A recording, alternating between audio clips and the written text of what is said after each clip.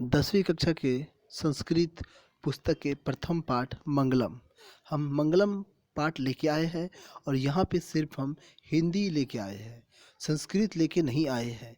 दोस्तों, जो भी एग्ज़ाम हो रहा है अभी 10वीं कक्षा का, उसमें देखेंगे आप कि हिंदी में ही सवाल पूछे जाते हैं, चाहे वो ऑब्जेक्टिव हो चाहे वो सब्जेक्टिव हो। संस्कृत में नहीं आंसर देना पड़ता आपको और ना ही संस्कृत में ऑब्जेक्टिव बनाना पड़ता है। अगर आप इस हिंदी को अच्छे से पढ़ लेते हैं, समझ लेते हैं और अच्छे से याद कर लेते हैं, रिवीजन कर लेते हैं, तो आपका मैक्सिमम सवाल, मतलब क्या, इससे ज़्यादा आपको कुछ भी करने की ज़रूरत नहीं है। सभी सवाल आपका इसी से बन जाएंगे। हम सवाल के बाद कुछ ऑब्जेक्टिव सवाल लेके आए हैं और सब्जेक्टिव सवाल लेके आए हैं, जो कि काफ़ी महत्वपूर्ण है और पिछले साल के एग्ज़ाम में पूछा गया है। उन सवाल को आप इस हिंदी के थ्रू बनाने का प्रयास करें। चलिए शुरू करते हैं। पाठ का नाम है मंगलम। उपनिषद वैदिक साहित्य के अंतिम भाग में दर्शन शास्त्र के सिद्धांत अव्यक्त करते हैं। सभी जगह परम पुरुष परमात्मा की महिमा गाई जाती है। परमात्मा के द्वारा संसार पूर्णतया व्याप्त और अनुशासित भी है। इस पाठ में परमात्मा की महत्ता का वर्णन करने वाले 5 श्लोक संग्रहित किए गए हैं। 5 श्लोक। सत्य का मुख हिरण्मय पात्र से ढका है। किससे ढका है? हिरण्मय पात्र से ढका है। इसलिए हे पूसन, सूर्य देव को बोल रहे हैं, हे पूसन, तुम इसे हटा दो जिससे मैं सत्य और धर्म का ज्ञान ग्रहण कर सकूं। तो इसमें सूर्य देव का चर्चा है। प्राणी के हृदय रूपी गुफा में अणु से भी अणु और महान से भी महान आत्मा विद्यमान रहती है। उस परम सत्य के दर्शन मात्र से जीव शौक रहित होकर परमात्मा में विलीन हो जाते हैं। तो हृदय रूपी गुफा में अणु से भी अणु और महान से भी महान आत्मा विद्यमान रहती है। सत्य की जीत होती है और सत्य की नहीं होती है। तो जीत सत्य की होती है और सत्य की नहीं होती है। सत्य से परमपिता परमेश्वर तक पहुंचने का मार्ग विस्तृत होता है। सवाल पूछ सकते हैं कि परमपिता परमेश्वर तक पहुंचने का मार्ग किससे विस्तृत होता है, तैयार होता है? तो आंसर बनेगा सत्य से। इसी मार्ग के द्वारा आप्तकामा ऋषिगण उस परम पिता को प्राप्त करते हैं, अर्थात अपने आत्म कल्याण के लिए जिस सत्य मार्ग का ऋषि अनुसरण करते हैं, वही सत्य ईश्वर तक पहुंचने का सच्चा मार्ग है। जिस प्रकार निरंतर बहती हुई नदी अपने नाम रूप को त्याग कर समुद्र में विलीन हो जाती है, उसी प्रकार विद्यमान नाम रूप से मुक्त होकर ब्रह्म में विलीन हो जाते हैं। मुझे ही परम पुरुष जानो, आदित्य वर्ण के रूप में अंधकार के आगे प्रकाश के रूप में हूँ। मुझे जानने वाला मृत्यु को भी पार कर जाता है, इसके अलावा कोई दूसरा रास्ता नहीं है। तो एक बार फिर से रिवीजन कर लेते हैं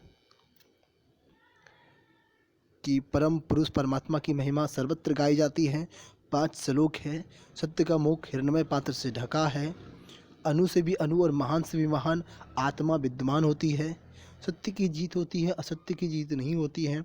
सत्य से परम पिता परमेश्वर तक पहुंचने का मार्ग विस्तृत होता है। मुझे जानने वाला मृत्यु को भी पार कर जाता है।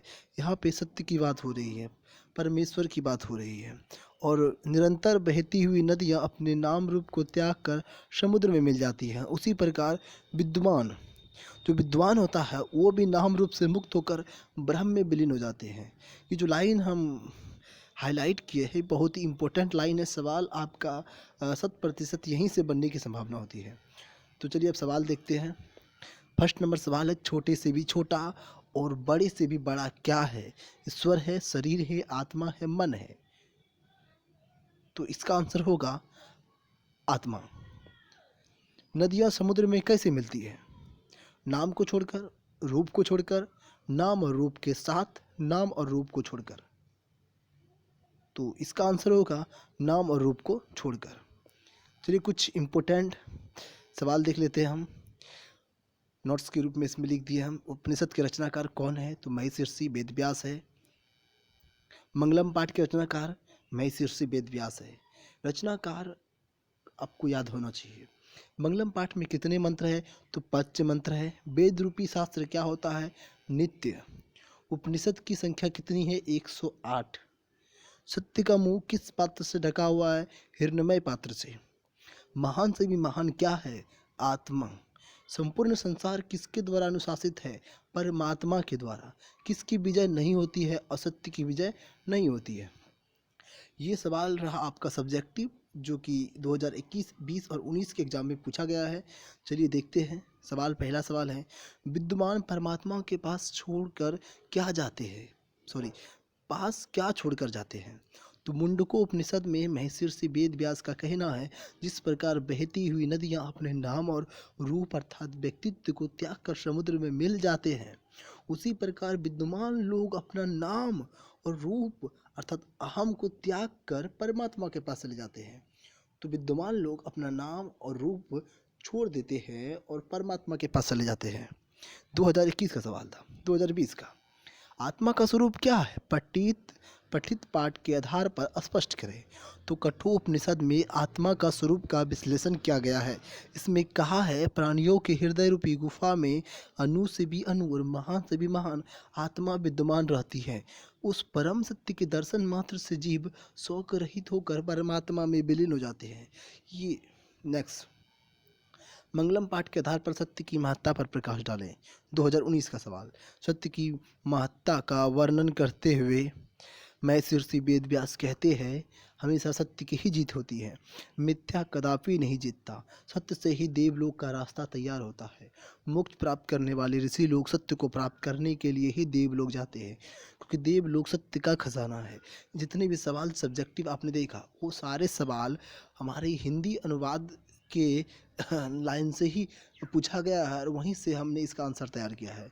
तो धन्यवाद दोस्तों, मेरे इस चैनल को सब्सक्राइब कीजिए, लाइक कीजिए और शेयर कीजिए अपने मित्रों के पास।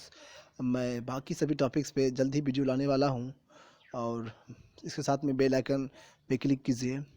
एक बार फिर से आपको धन्यवाद। Thank you.